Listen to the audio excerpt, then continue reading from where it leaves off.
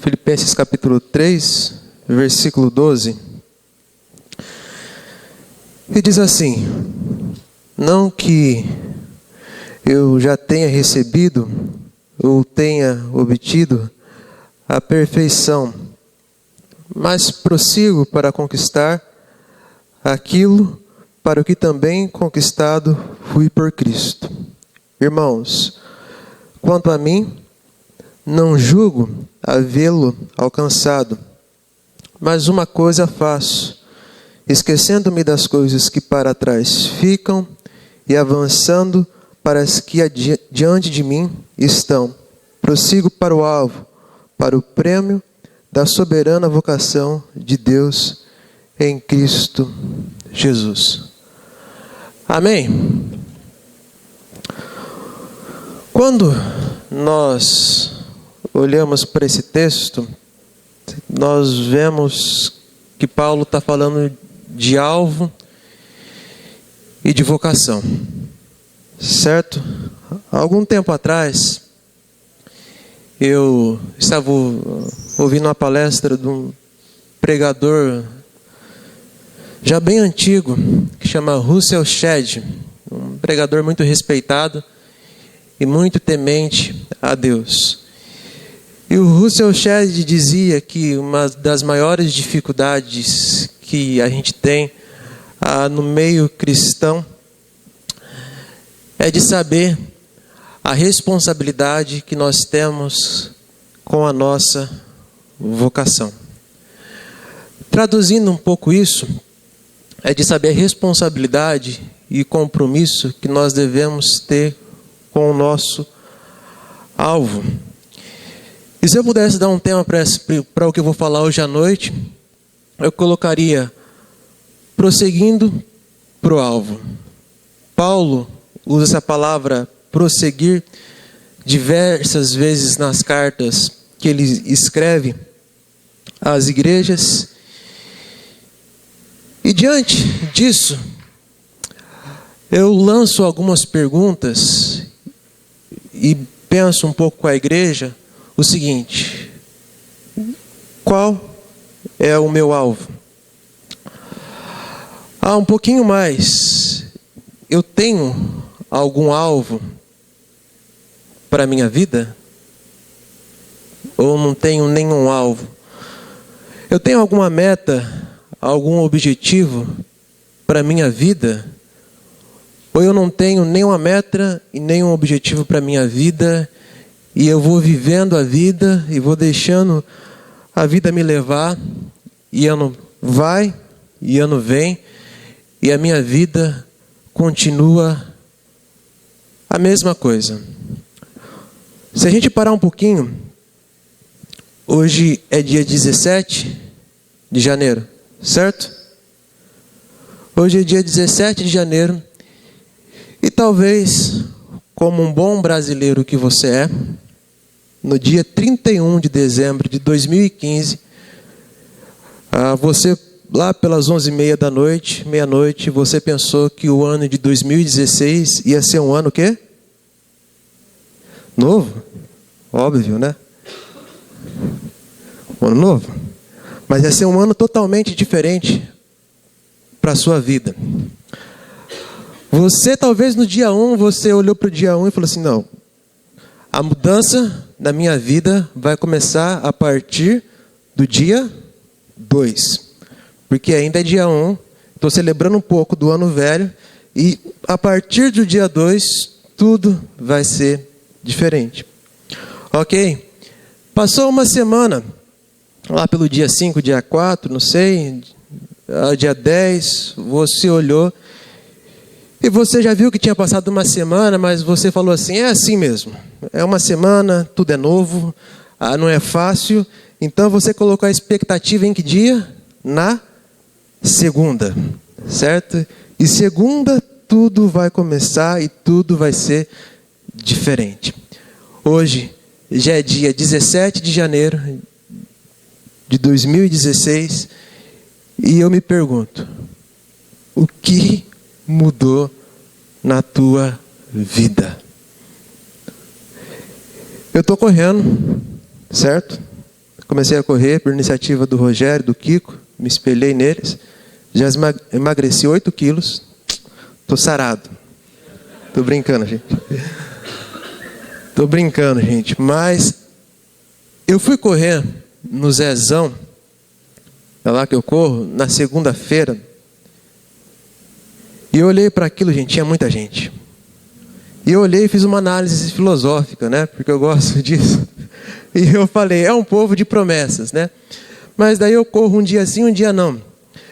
Na quarta-feira, já não tinha quase ninguém. E na sexta-feira, só estava a gente que corria ano passado. Ou seja, a gente entra o ano cheio de promessas. A gente entra o ano cheio de sonhos. Mas se a gente parar um pouquinho e pensar, essa questão de virada de ano, e de ano vai, e de ano vem, é uma ideia genial.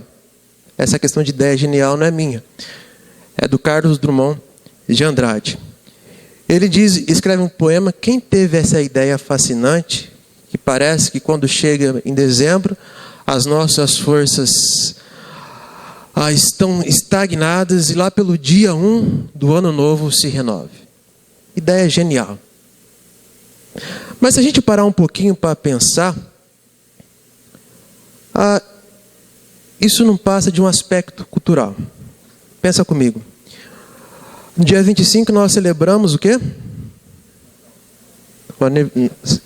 Não é o Natal, certo? Como um bom presbiteriano, certo? O nascimento de Cristo, beleza? Mas Jesus não nasceu no dia 25 de dezembro. Ok, foi uma troca aí de Constantino. Lá pelo dia 31, dia 1, nós comemoramos o Ano Novo. Mas quando nós estamos comemorando o Ano Novo aqui, a China lá já está no dia 1, partindo para o dia 2. Ou seja, todo o aspecto cultural. Mas nós criamos a expectativa nesse negócio de virada de ano. Só que a gente tem que tomar cuidado com essa mística, com essa questão de cultura, com essa expectativa. Porque talvez você já tenha 20, 30, 40, 50 anos. E já faz 50 anos que você chega no final do ano e você faz promessas para você mesmo e nada muda. Nada muda na sua vida. E você é cristão, você está dentro de uma igreja, você confessa que crê em Jesus, mas nada muda. Algo chato. Porque não existe algo pior do que chegar no final da vida e não ter o mesmo resumo que Paulo teve.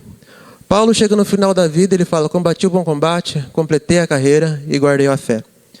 A pior coisa no final da vida é chegar, olhar para o nosso passado, não saber qual foi o combate que a gente lutou, não saber qual a nossa luta e nem saber como está a nossa fé.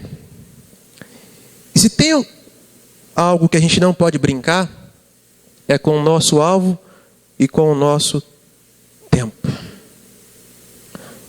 Eu vou lançar mais uma vez a pergunta para você. Qual é o teu alvo? Qual é o teu objetivo? Qual é a tua meta? Talvez você já planejou algumas metas para o ano de 2016. E eu vou te dizer uma coisa. O tempo passa muito rápido. Eu estava fazendo a agenda da juventude. A gente teve reunião sexta-feira em casa. E daí eu planejei janeiro, fevereiro. Eu fui até novembro. Daí eu comecei a fazer janeiro, fevereiro. Daí eu já estava em junho. Depois, nossa, como passa rápido. E muitas vezes a tua vida é assim, né? Você fala, em janeiro, eu vou mudar. Daí quando você percebe, já está em junho. Daí você já está preocupado porque você já não mudou os meses passados. E daí quando você percebe mais um pouquinho, você está em setembro.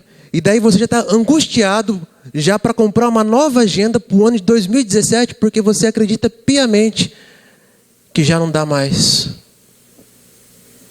para mudar. Qual é o teu alvo? Essa é uma pergunta sincera que a gente tem que fazer para a gente mesmo. Qual é o alvo, a meta, o objetivo da nossa vida? Tem muitas pessoas que não têm alvo nenhum na vida, né? Qualquer caminho serve, qualquer corrida serve, qualquer foco serve. Não tem alvo nenhum. Vive. Se a gente fosse olhar para uma questão mais filosófica, não tem sentido. Está aí, está vivendo, mas não sabe a riqueza e o valor da vida.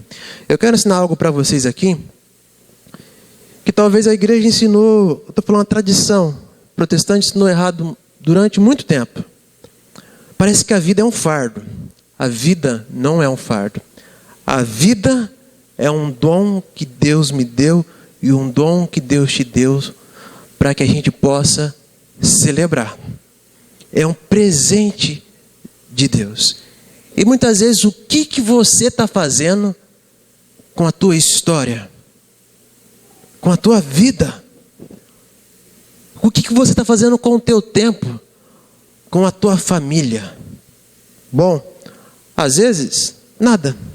Não está fazendo nada. Você simplesmente respira e vive uma rotina. Vai para o trabalho, vai para a igreja, volta para a igreja, vai para casa, compra pão na padaria, volta, no final do mês faz a compra no mercado. E a vida é essa rotina. Algo chato demais. Algo que parece ser muito vazio.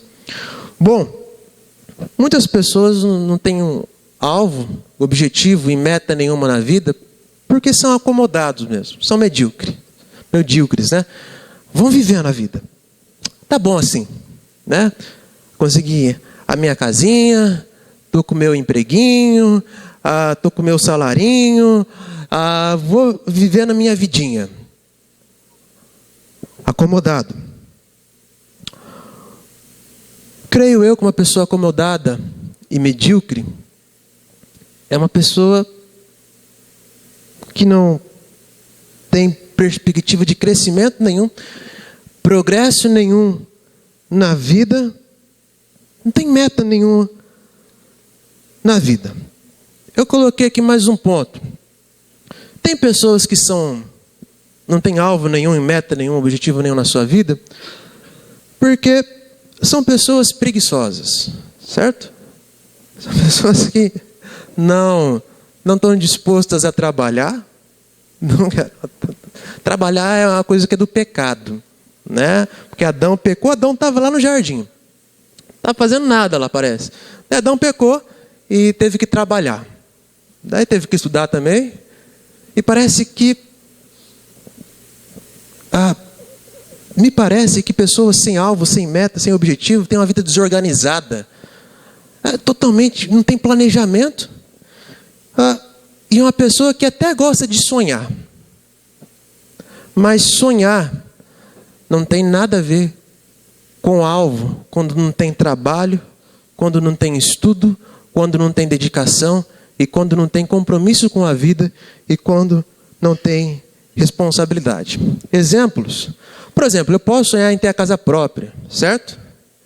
Eu namoro minha digníssima esposa já faz um bom tempo. E estou com ela casado há 3 anos, certo? Eu não falei o tempo do namoro, senão eu ia errar. Mas faz um bom tempo. E eu quero ter minha casa. Eu sonho em ter minha casa. Não quero ter uma casona, não. Eu quero ter uma casa e morar. Não sou muito ambicioso para esse negócio de material, não. Se fosse livro, eu até gostaria de ter bastante livro, né? Mas dando uma casa para meus 3 filhos e para minha esposa, está tudo certo. Beleza? Só que se eu sonhar que eu quero ter uma casa e gastar o meu dinheiro todo mês e gastar mais do que eu devo, que casa eu vou ter daqui 10 anos? Eu vou estar morando de aluguel. E a grande burrice e a grande tolice da minha vida vai estar sendo vindo para a igreja, gastando o meu dinheiro a mais do que eu posso e pedindo: Deus, me dá uma casa. Aí Deus olha para você e fala: eu te dei um trabalho, certo? Te dei um cérebro, E como é que você tem administrado isso? Tem pessoas que querem crescer na vida, né? Sonha crescer, pessoas ambiciosas. Eu conheço pessoas que têm uma visão muito ambiciosa, né? Mas não estuda, não trabalha e acha que tudo chega do dia para a noite numa questão de sorte. Um dia vai acontecer. Um dia vai acontecer. Gente, você quer crescer? Para quem faz faculdade aqui, já sabe que o mercado não está fácil. Tem um professor meu que diz o seguinte: hoje quem não fala inglês é analfabeto. O que você tem feito para crescer? Eu sonho em crescer, pastor. Mas o que você tem feito? Beleza. Tem aquela pessoa que quer ter um corpo mais esbelto, certo? Igual eu. Não que meu corpo seja esbelto, mas perdi 8 quilos. Mas aí aquela pessoa chega na hora da janta, do almoço, e come tudo desregrado, e vai vivendo, e vai. Sonha. É simplesmente um sonho. E um sonho sem trabalho, sem luta, não passa de uma utopia. Ou seja, algo inalcançável. Eu coloquei aqui o seguinte: ter um alvo não é simplesmente ter um sonho. É lutar e trabalhar por aquilo que foi plantado no seu coração. O que você plantou no teu coração? O que você tem plantado? Eu conheço muitas pessoas que sonham durante muito tempo e só sonham e não realizam nada. E tem pessoas que eu conheço que têm sonhos e vão adiante. O grande problema do nosso cristianismo é que aquilo que nós devemos fazer para alcançar as nossas metas, os nossos objetivos, nós atribuímos a quem? A Deus. É mais fácil. É muito mais fácil eu não fazer nada, chegar aqui e pedir para que Deus faça. Mas, ei, um pouquinho só. Eu falei que Deus te deu o quê? Vida. E o que você tem feito com a tua vida? Bom, se não atribui a Deus a responsabilidade, atribui a quem? Ao demônio, claro. As coisas não acontecem na minha vida, eu não cresço porque tem o demônio atrapalhando a minha vida. Um dia chegou um jovem para mim e falou: pastor, eu reprovei. O diabo não queria que eu passasse mesmo. No vestibular. Daí, com muita calma que eu tenho, né? Para quem me conhece, eu dei uma resposta para ele.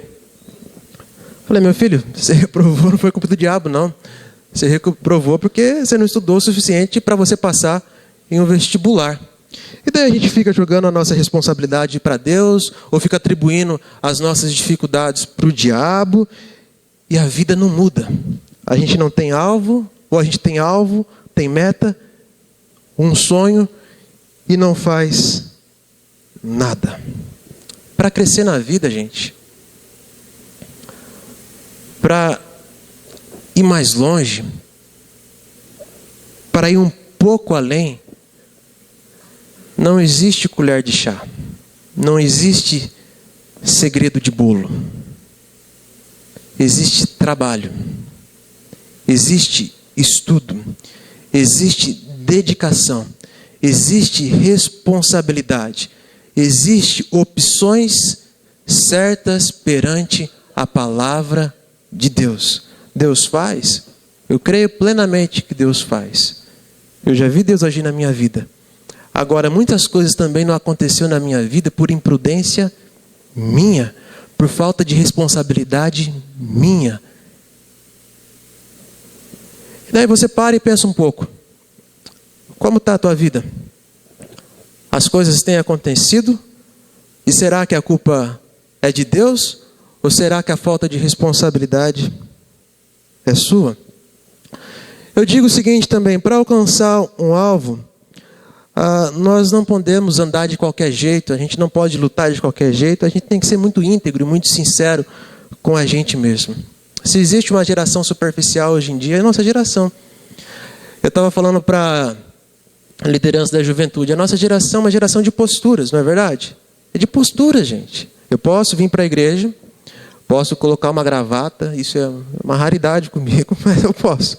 Certo? Posso colocar um terno, posso colocar um sapato brilhoso e posso colocar a Bíblia embaixo do braço.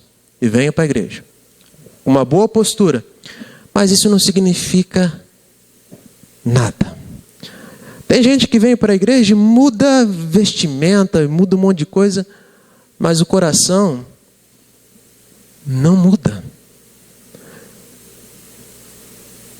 Qual que é o foco? Qual que é o alvo? É a roupa? Ou é a mudança do caráter? Para a gente alcançar um alvo, a gente tem que ter muita pureza no nosso coração, muita singeleza com a gente. Não pode haver trapaças, nem burlamentos, e nem enganações com a gente mesmo. A gente não pode viver de qualquer jeito.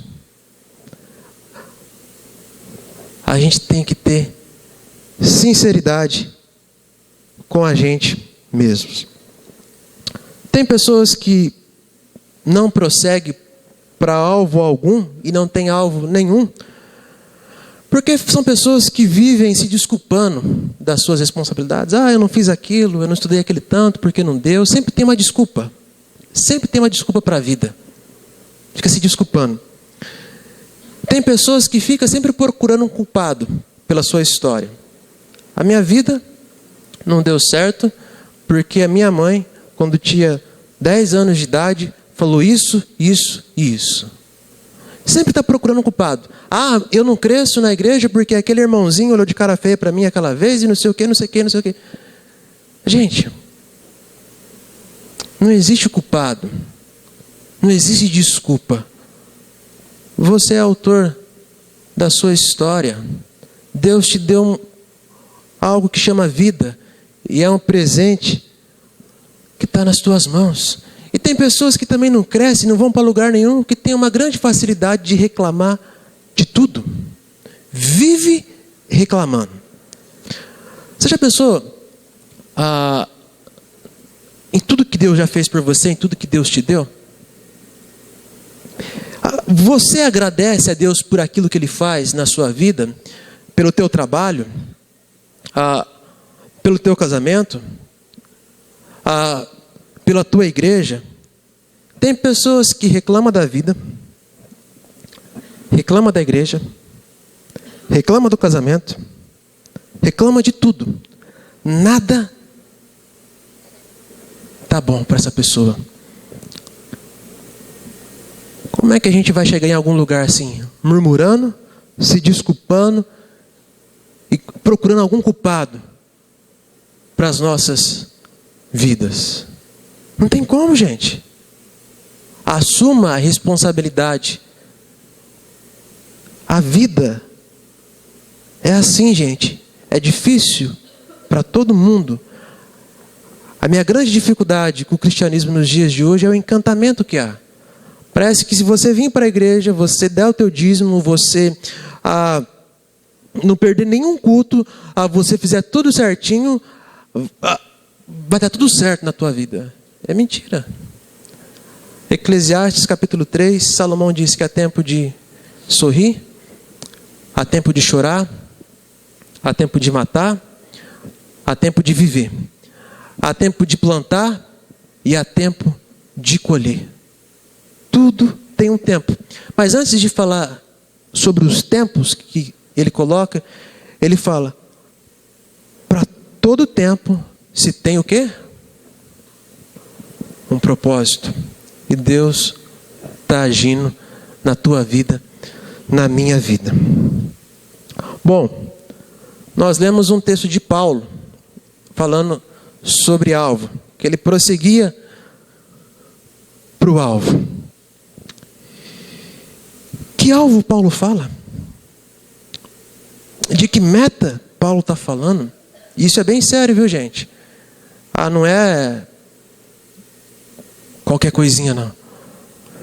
Bom, então vamos trabalhar com uma pergunta. Nós que conhecemos a Cristo Jesus, qual que é o nosso alvo? Qual que é o teu alvo? Você que conhece Cristo.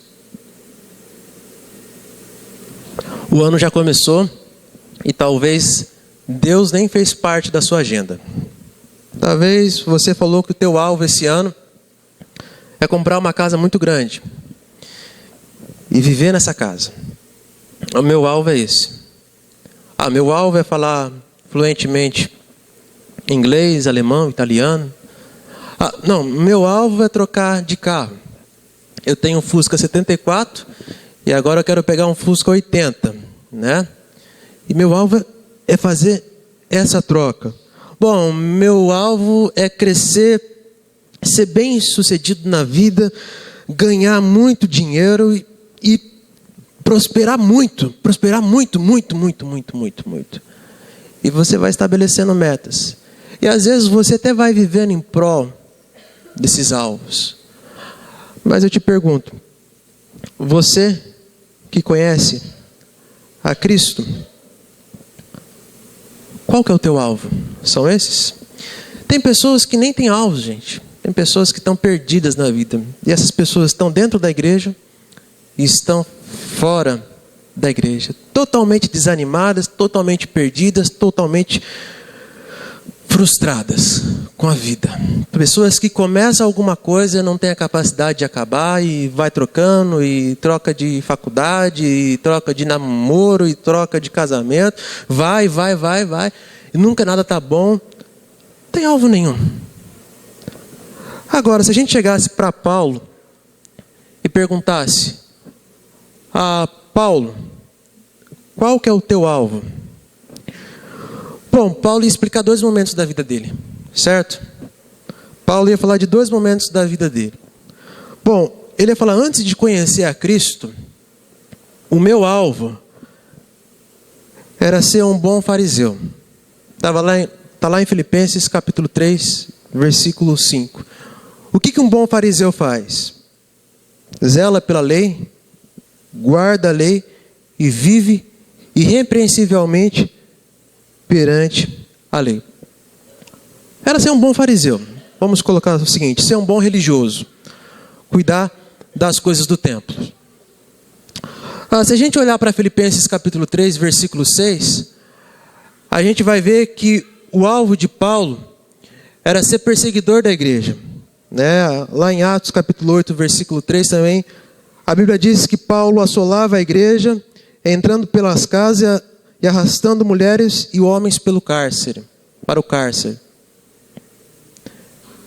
Paulo foi perseguidor da igreja, esse era o alvo de Paulo.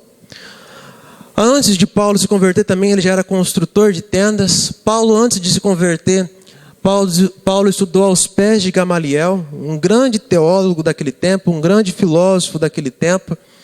E parece que a genialidade de Paulo era tamanha que Paulo chega a romper com essa escola de Gamaliel e passa a estudar em outra escola teológica que se chama Escola de Hillel. Um grande teólogo, genial. Um homem que tinha cidadania judaica, um homem que tinha cidadania romana, um homem genial. Um homem que podia dar aula nas melhores faculdades de Jerusalém. Isso antes dele se converter. Certo? Um jovem que tinha um currículo muito bom. Mas Cristo entra na vida de Paulo. Quando Paulo menos esperava, Paulo estava indo por um caminho, por Damasco, para perseguir a igreja. E ele tem um encontro com Cristo. Um encontro. Não era um culto, não era um momento de louvor, não era um show gospel de alguns autores, de alguns cantores. É um encontro aonde ninguém esperava. Numa estrada, num deserto, Paulo conhece a Jesus. Paulo conhece a Jesus. Jesus passa a fazer parte da vida de Paulo.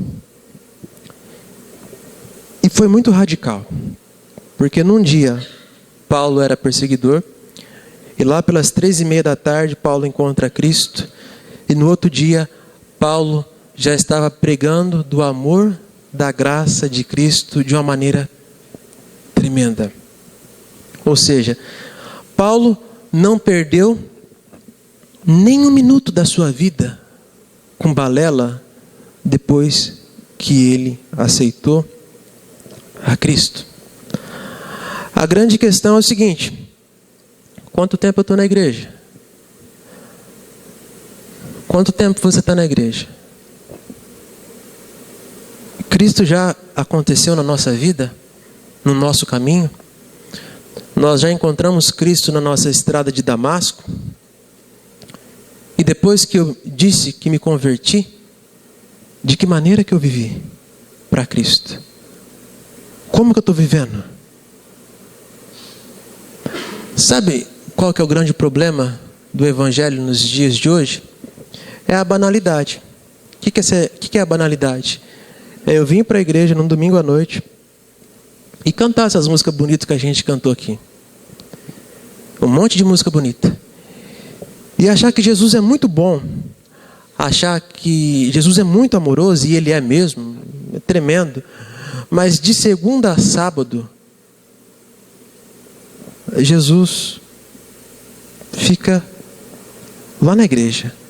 De segunda a sábado, eu vivo a minha vida da maneira que eu quero, da maneira que eu gosto, e ninguém se intrometa na minha vida. A vida é minha. Eu te pergunto, a vida é tua ou de Cristo? Qual que é o alvo? Não é bem assim. Não é bem assim não, pastor. As coisas mudaram. Quem vive em você? Você? O seu ego? O Cristo? E essa é a grande dificuldade que a gente tem como igreja. Porque a gente acha que culto começa às 7 horas no domingo e acaba às 8h40, 8h35 da noite. E nós vamos embora para nossa casa. Culto não é isso daqui, gente. Culto é vida.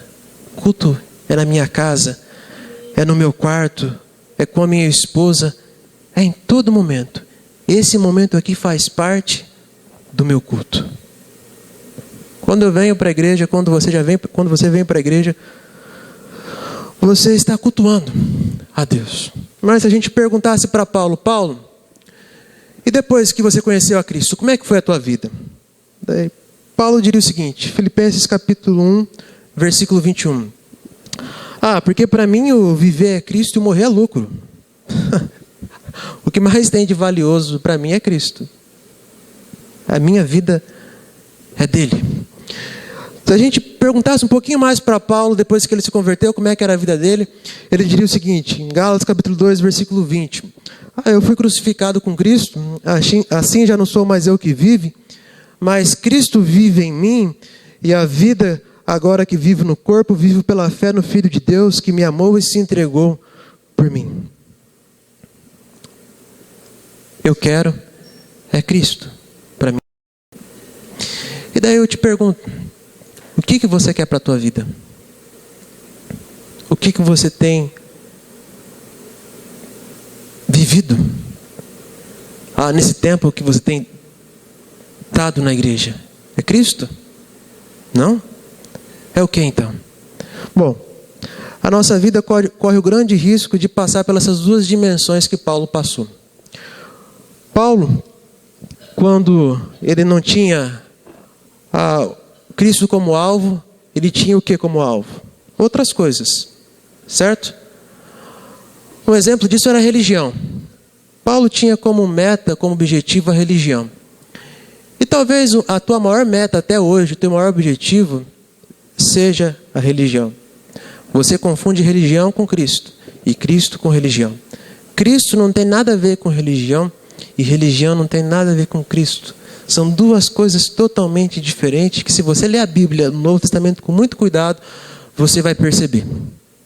Mas tem que ler com muito cuidado mesmo. Mas como que Cristo não tem nada a ver com religião e religião não tem nada a ver com Cristo? Tem pessoas que têm religião já faz um bom tempo e continua as mesmas, não mudam nada. Daí você olha agora para a realidade da França, lá aconteceu aquele ataque. Há pessoas que têm religião, mas que matam. Pessoas que têm religião, mas que têm raiva, que têm ira, que têm ódio, que não conseguem perdoar.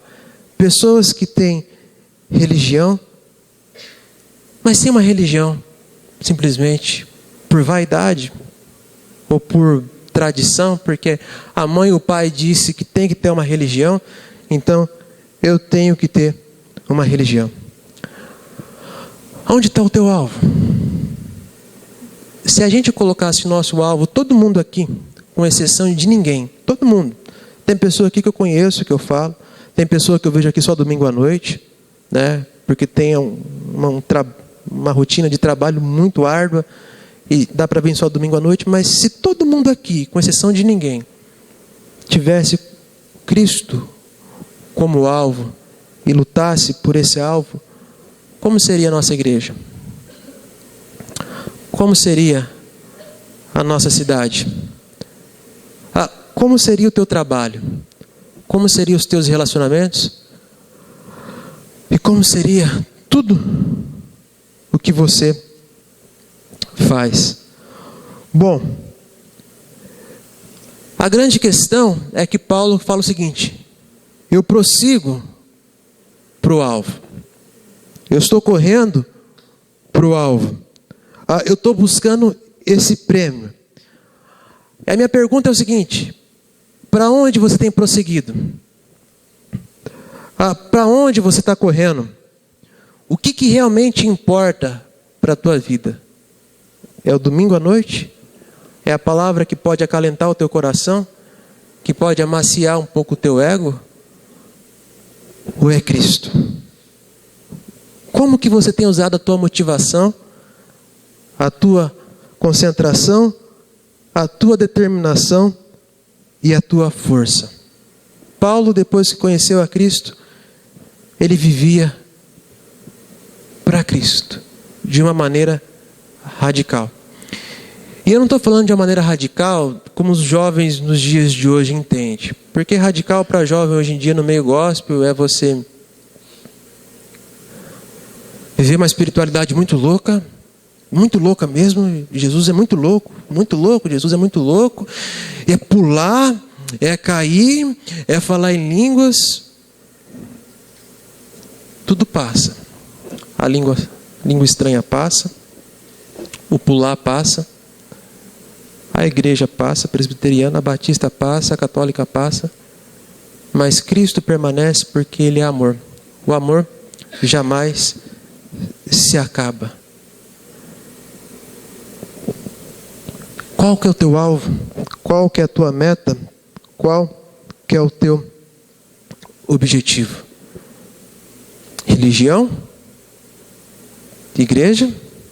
Tem gente que está na igreja um bom tempo. Nada muda. Nada muda. E crê piamente que o céu é um lugar de aposentadoria, né? Porque muitas vezes as pessoas vêm para a igreja com medo do inferno, não é verdade? Então, para mim não ir para o inferno, eu tenho que no mínimo ler a Bíblia uma vez na semana, e pelo menos uma vez no culto na semana, geralmente domingo à noite, né? E quando eu morrer, como eu fui no culto e como eu li a Bíblia uma vez na semana, o céu vai ser garantido, vai ser a minha aposentadoria. Depositei. Não. Paulo fala o seguinte: o meu alvo é Cristo. É Cristo. Não tenho medo do inferno. Não sou louco, abstrato, ao ponto de ficar pensando: eu vou viver com Cristo só depois que eu morrer. Não, Paulo fala assim: começa agora. A minha vida com Cristo começa agora. Tem gente que pensa que vai conversar com Jesus, falar com Jesus, só depois que bater as botas, né? Mas depois que eu morrer, eu vou chegar lá no céu, vai ter aquele monte de rua de ouro, vai ter aquele monte de anjo cantando. E daí eu vou... Não, Jesus está vivo, Ele não está morto. A Bíblia fala que onde tem 2 ou 3 reunidos, ali Ele está. Jesus está aqui hoje. Talvez o meu coração esteja um pouco duro e insensível para a voz dEle. Mas Ele está aqui e Ele quer falar comigo, Ele quer falar com você, Ele quer curar a minha vida e Ele quer agir desde já na minha vida e Ele quer usar a tua vida desde já. Deus quer fazer uma obra na tua vida. Deus te deu vida, é um presente. E Deus quer fazer uma obra através da sua vida. Qual que é o teu alvo? Bom, quando a gente olha para a Bíblia, a gente vê que essa questão de alvo, o próprio Jesus já alertava, né? Jesus falava o seguinte, lá no Sermão do Monte, que em primeiro lugar nós deveríamos buscar o quê? O reino de Deus. E as demais coisas ia ser acrescentada. Daí Deus chama o meu carro, que eu gosto muito. Meu Opala. Eu gosto muito. De coisa. Deus chama a minha casa de coisa. Deus chama os meus diplomas de coisa. Mas tem algo que Ele dá nome. O reino de Deus. Buscai em primeiro lugar o reino de Deus. E as demais coisas vai ser acrescentada. Será que isso tem sido o nosso alvo? A minha pergunta é o seguinte: aonde começa o reino de Deus, gente? Aonde começa o reino de Deus? Aonde começa a obra de Deus na sua vida? Eu tenho um grande medo que você pense que a obra de Deus só começa depois que você morrer. Não. O céu não começa depois que você morrer. O céu começa agora. Certo? Existe uma teologia de um alemão que chama Moltmann, que ele diz que é o já e o ainda não. O reino de Deus começa agora. E o reino de Deus é paz, alegria e justiça no Espírito Santo. Isso tem feito parte da minha vida? Paz, justiça, alegria, amor, caridade, perdão. Isso é céu. Isso é vida. E daí, o alvo que é Cristo, quando deixa de ser Cristo, a gente entende uma grande terminologia da teologia. Pelo seguinte, eu sempre disse que o maior problema da igreja são as definições e as terminologias, certo? Porque, por exemplo, pecado. O que é pecado? Quando eu entrei na igreja, por exemplo, pecado era eu não me converti aqui, me converti em Joinville. Era pecado eu entrar de boné na igreja, certo? Então, se tivesse a molecada com um boné assim na igreja, vinha um presbítero muito bravo e apontava o dedo e falava: tira, porque é pecado. Eu, como muito bobo, não tinha conhecimento nenhum, o que eu fazia? Tirava. Era pecado também escutar uma boa música secular. Não podia. Era pecado. Um dia eu cheguei na igreja, uma história muito interessante. Eu estava com uma camisa do Fido Dido. Não sei se vocês já viram essa marca, é muito antiga. Eu não sou tão antigo assim, sou novo, tenho 28 anos. E daí veio uma irmã, eu tocava percussão no louvor. Veio a irmã lá de trás, no final do culto, e veio. Naquele sapato de fogo. Falou: irmão, isso aí é camisa do diabo. Mas eu falei: por quê, irmã? Não, porque é Fido Dido. Mas Fido Dido o quê? Filho do diabo.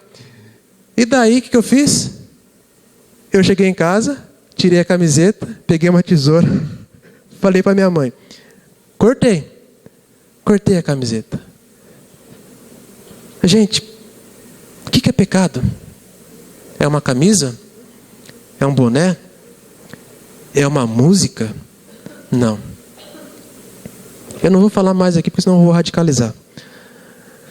Mas pecado, a terminologia de pecado não é uma boa música secular. Eu gosto muito. Hoje eu sou livre. Cristo me libertou e eu sou livre. Eu não preciso provar nada para ninguém, eu sou livre. Gosto de ouvir Djavan. Gosto de ouvir Gonzaguinha. Gosto de música de MPB. Gosto. Sou livre, não vejo pecado nisso. Uso meu boné, já não estou usando mais boné porque estou careca, então tenho que raspar a cabeça. Sou livre, livre, livre, livre, e ninguém tira essa liberdade de mim, a não ser a própria religião e a condenação. Porque o que é pecado? A palavra pecado no grego significa hamartia, que significa o quê? Errar o alvo. Daí eu te pergunto, o alvo é minha camiseta? O alvo é o meu boné? O alvo seria um bom vinho? Não, é pecado. Não, o alvo que eu não posso errar é Cristo. Eu posso condenar, e o que mais tem dentro de religião são os jugos, são os fardos, não é verdade? É muito fácil olhar para o outro e falar: você não pode, você não pode, você não pode, você não pode, você não pode, você não pode, você não pode, você não pode, você não pode fazer nada, tudo é pecado. E Cristo vem e prega a liberdade. E a única coisa que ele diz para uma mulher que foi pega em flagrante adultério, um pecado assim que desde o tempo dele era extremo. Ele falou assim: ninguém te condenou? Muito menos eu. Vai e não peques mais. Qual que é a palavra de Deus para a tua vida, para você não errar o alvo? Vai e não peques mais. A pessoa que fica: não, você pecou, você fez errado, você não devia ter feito isso. Isso se chama no grego diablo, que tem como significado condenador, aquele que condena. A minha vida está baseada hoje em Cristo. Cristo significa aquele que é comigo, aquele que me salva, aquele que me liberta, Emanuel, Deus conosco, príncipe da paz, aquele que faz nova todas as coisas. Isso é cristianismo, gente. E muitas vezes a gente não gosta desse cristianismo 1.0, certo? Por que o cristianismo 1.0? Porque é um cristianismo muito simples, muito simples, muito simples, que a gente não consegue viver essa simplicidade. E é uma simplicidade tremenda, que quando a gente entende essa simplicidade, a gente entende o valor da vida, a beleza da vida e como é bom viver. Ao ponto de Jesus olhar para um lírio do campo e falar assim: nem Salomão, em toda a sua glória, se vestiu como aquela erva do campo, que hoje está linda e amanhã está murcha. Meus caros, vivam a vida. E ele é convidado para um casamento, e ele viva a vida. Falta a questão do vinho, e aquilo que era escandaloso aos tempos de Jesus, que ele faz? Multiplica o vinho e festa. E daí começaram a chamar ele de beberrão, filho do demônio, porque ele fazia coisas que não cabia dentro da religião. E isso constrangia a religião. Isso me constrange, te constrange também muitas vezes. Porque esse Jesus, ele não está preocupado com rótulos e com máscaras. Ele está preocupado com quem você é. Deus sabe quem você é. Meu sonho era ter um cabelo muito bonito. Certo? Cabelo liso, bem dividido no meio. Sempre quis ter. Mas daí caiu. Mas eu poderia ter um cabelo muito bonito. Ser um cara muito de postura. Mas a Bíblia em Salmo 139 diz que ele sonda o meu coração. E ele conhece todos os meus pensamentos. E ainda a palavra nem me chegou à boca, e ele já sabe o que eu vou dizer. E daí, Paulo é genial em Gálatas. Ele fala o seguinte: de Deus não se zomba. Aquilo que você planta, você colhe. Qual que é o teu alvo? Cristo? Igreja? Ministério? E eu digo mais: ser cristão não é para qualquer um. Porque é uma grande diferença entre cristão e crente. O cristão tem um alvo, o crente tem outro alvo. Crente, até o diabo é, certo? Agora, a palavra cristão, ela surge na história lá pelo contexto de Atos, no 2º século, quando os apóstolos começam a viver o que Cristo tinha mandado viver, e as pessoas começam a olhar para a vida dos apóstolos e as pessoas começam a falar: Pedro, que é um analfabeto, ele vive igual a Jesus e ele fala igual a Jesus, e que vida que ele leva. Mateus, que era um publicano, roubava, mudou demais, ele parece com Cristo. Quem que é esse grupo? Os cristãos, aqueles que têm Cristo como alvo. Agora, o que é crente? Crente é crer em doutrina, crente é ficar debatendo se a gente vai usar tal roupa ou não vai usar tal roupa, vai cortar o cabelo, não vai cortar o cabelo, vai fazer isso ou não vai fazer aquilo. Crente é isso. E eu não estou desmistificando, eu respeito todas as religiões. Para quem me conhece muito bem, e para quem lê um pouco daquilo que eu escrevo, não tenho problema nenhum em dizer que eu tenho um bom espírito ecumênico dentro de mim. Certo? Porque Cristo não estava preocupado com as placas de igreja, com as questões de igreja. Cristo estava preocupado com o coração. Como é que está o teu coração? Quem se preocupa com religião, muitas vezes com as coisas, é a gente. Porque é interessante quando Jesus chega para aquela mulher, né? Lá em Samaria, ela faz uma pergunta para Jesus: olha, os nossos pais dizem que nós devemos adorar no monte de Samaria, mas os judeus dizem que deve-se adorar em Jerusalém. E o Senhor, o que o Senhor nos diz? Onde nós devemos adorar? Nem em Jerusalém, nem em Samaria. Deus é Espírito e requer que os seus verdadeiros adoradores adorem o Pai e em espírito e em verdade. É isso que Deus busca de você, da sua vida. O nosso grande desafio é manter o nosso alvo. E daí, deixa eu ver se vocês entenderam. Quem que é nosso alvo? Eu não escutei. Cristo. O nosso grande desafio, o nosso grande alvo é Cristo. E como é que eu mantenho esse alvo? Uma primeira questão, eu vou trabalhar só 2 pontos, é o seguinte: para mantermos Jesus como alvo, não podemos ser inconstantes. Você já viu como é que é um relacionamento inconstante, gente? Não sei se eu trabalho com jovens desde os meus 15 anos, certo? Eu estou com 28, é um bom tempinho, né? E daí tem aquele cara que está apaixonado, certo? E a menina também está apaixonada. No começo, ó. Mas depois o negócio fica inconstante. Vai e volta. Vai, volta. Vai, volta. Ou casa, ou chega um dia que ninguém mais quer ver ninguém. Sempre dá nisso. E para mim, quando eu faço essa análise, eu vejo muita imaturidade. Muita imaturidade. Porque um casamento, um relacionamento, um alvo tem que ser mantido com muita convicção. O que expressa maturidade na nossa vida? Convicção. O que faz eu ser fiel e manter meu alvo? Que é Jesus. Convicção. Eu não tenho que vir para a igreja só quando estou bom. Eu não tenho que pregar só quando estou bom. Eu não tenho que cantar só quando estou bom. Eu tenho que fazer isso todos os dias. Eu tenho que querer conhecer Jesus todos os dias. Eu tenho que amar Jesus todos os dias.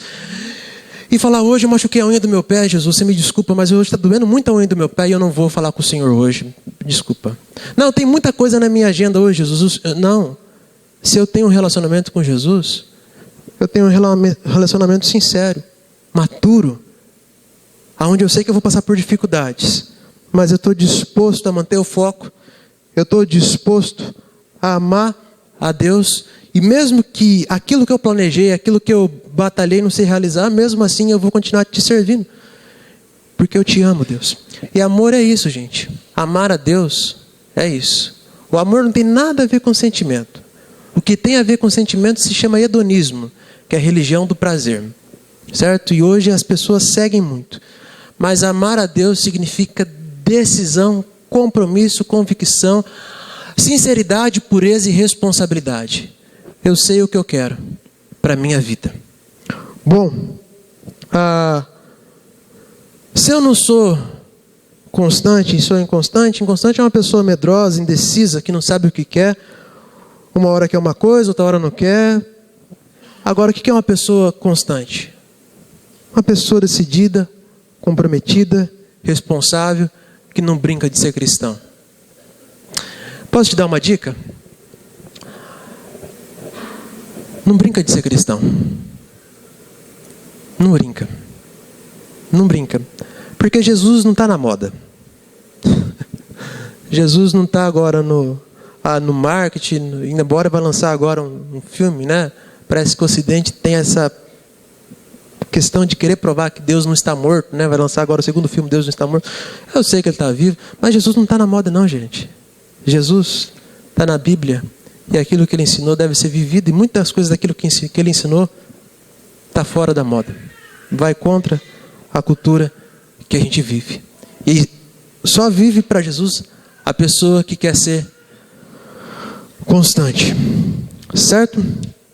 Um segundo ponto e último é o seguinte: para manter o alvo, eu tenho que tratar a minha vida com Deus como prioridade. Eu não posso ser inconstante e tenho que tratar a minha vida com Deus como prioridade. Deus é prioridade na minha casa, Deus é prioridade no meu trabalho, Deus é prioridade no meu namoro. Para quem namora, para os jovens que vão namorar, Deus é prioridade. Não existe meio termo. Deus tem que acontecer no meu namoro.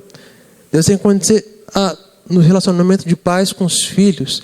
Eu estava conversando com um amigo meu sexta-feira, e ele falou algo que eu achei genial, mas é muito simples. Ele falou assim: olha, André, toda noite eu pego a Bíblia, eu vou lá no quarto com os meus filhos, abro a Bíblia e a gente lê. A gente já está no livro de Samuel, a gente começou em Gênesis. Eu falei: olha, que lindo isso. E assim eu faço com a minha mulher. Parece muito simples, não é? Mas quantos fazem isso?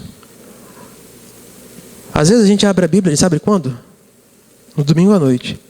Mas às vezes a gente não está nem preocupado com a Bíblia, que tem um negocinho que chama celular hoje. Deixa a Bíblia em casa, traz o celular. Mas também o celular também, para que eu vou instalar a Bíblia?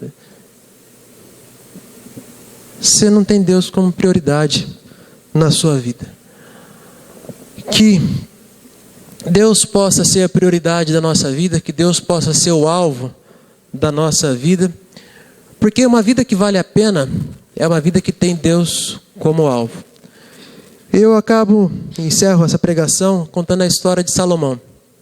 Salomão é um cara que nasceu no palácio de Davi. Tinha um pai temente a Deus e tinha um ministério muito grande na sua vida. Começou a sua vida muito bem, né? Teve o privilégio de construir o primeiro templo de Jerusalém, Salomão. Mas um dia ele resolve o seguinte: Deus, agora eu quero tirar férias do Senhor, eu vou viver a minha vida, estou fora. Fica aí com o templo, eu vou me envolver com aquilo que não deve envolver, eu vou viver a minha vida, Deus. E daí eu vejo uma crise muito grande na vida de Salomão. Porque se a gente pegar Eclesiastes, do capítulo 1 ao capítulo 3, o que Salomão fala? A vida. O que é a vida? A vida é uma vaidade. Trabalhar é vaidade. Casar é vaidade. Viver é vaidade. Nada tem sentido. Daí Salomão, no capítulo 3, ele fala sobre o templo, ele fala sobre o propósito. E ali eu creio que Salomão, ele está falando de um outro período da sua vida, a partir do capítulo 3 ao capítulo 12 de Eclesiastes. E depois de falar que a vida é a vaidade, que a vida não valia a pena, Salomão conclui o livro de Eclesiastes da seguinte maneira: a melhor coisa na vida é temer a Deus. É ter Deus como alvo da nossa vida. Eu encerro a pregação dessa noite dizendo o seguinte: a melhor coisa para a tua vida é viver com Deus. Não de brincadeira. A melhor coisa para o teu casamento é Deus. A melhor coisa para os teus filhos é Deus. A melhor coisa para o teu trabalho é Deus. A melhor coisa para os teus estudos é Deus. E a melhor coisa para o teu coração é Deus. Amém, igreja?